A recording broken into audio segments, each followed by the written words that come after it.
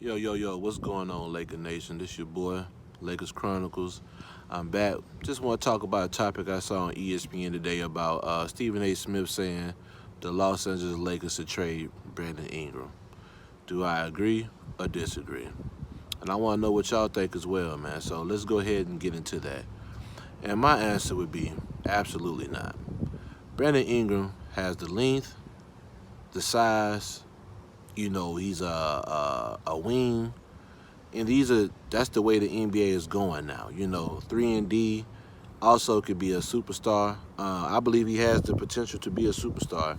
To be honest with you, man, if you look at, I know a lot of people have been comparing who's better, Brandon Ingram, Kyle Kuzma, who's a better fit next to LeBron, Brandon Ingram, Kyle Kuzma, and to be honest with you, when it all boils down to it, I think it's a simple fix. You look at Kyle Kuzma. I think Kyle Kuzma is a hell of a player. I really do. But I also know that Kyle Kuzma has 3 years of extra basketball than Brandon Ingram, or 2 years if you want to count, like I said, college basketball. He played 3 years at Utah versus Brandon Ingram playing 1 year at Duke. Kyle Kuzma had 3 years to get stronger in the gym, put on some weight, learn the inside, outside game. That's why his game looks more polished. He looks better offensively, but who's the better all-around player? And that shouldn't be up for debate. I think Brandon Ingram was a better ball handler, better rebounder, better defender, can use both hands. He just has a whole lot more upscale than Kyle Kuzma. Nothing against Kyle Kuzma. Like I said, I would love to keep him in LA, but if I had to trade one, I'm trading Kyle Kuzma. Now, just think about it like this right here. If when LeBron retires in 4 years, who would you rather have being the man in LA? Kyle Kuzma or Brandon Ingram? Let's just be honest. I mean, you see the things that Jason Tatum's doing. You see the things that, these wings are doing. You want to keep somebody like Brandon Ingram. Now, I know a lot of people say Ingram's too laid back. He's not aggressive. He doesn't have a killer instinct. I agree. But that's because people compare him to KD. He's not Kevin Durant, and he probably won't be Kevin Durant. But he's still going to be a hell of a player.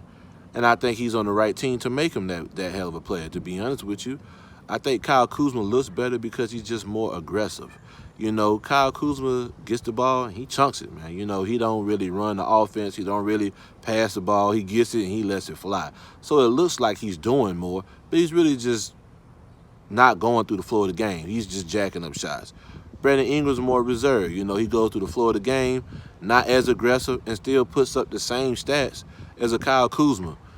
Besides that one game where Kuz exploded. But when I look at Kuz, man, I think of another, I know y'all might not like it, but another Jordan Clarkson, man. He's just a guy that can just score. Other than that, I don't really know what else Kuz brings to the table. That's just my opinion. I would still love to keep him. Don't get it twisted. And I think that Kuz could possibly be an all-star one day, possibly. But I also know that Brandon Ingram has a high upside, very high. And I know Laker fans got to be patient. We always trying to rush people and trying to force them to be something that they're not. Everybody's not going to be Kobe. I'm sorry. This is going to be Brandon Ingram. He's going to do his own thing, and let's give him time to do that. He's only been in the NBA 3 years. I want you to sit back and think about it. In his third year, he might put up 19 to 20. Go through the list of all-stars that's in the all-star games right now. The Greek Freaks. Who else is a wing? The Jimmy Butlers, and of course LeBron don't really count. But we could just go through all the wings that's in the all-star game right now. And you go to their third-year stats, none of them put up 20 besides LeBron. The Greek Freak did not put up 20, I don't think, in his third year. Jimmy Butler definitely didn't put up 20 in his third year. Gordon Hayward didn't put up 20 in his third year. Who else am I missing? It's a whole bunch of guys I'm sure I'm missing.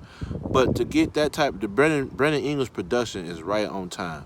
We just have to be patient and let it come. So, with that being said, y'all let me know who's a better fit. Who do y'all think should go? Who would you rather trade? Who would you rather keep? You know who this is, man. It's Lakers Chronicles. Like, subscribe, comment. That's politics.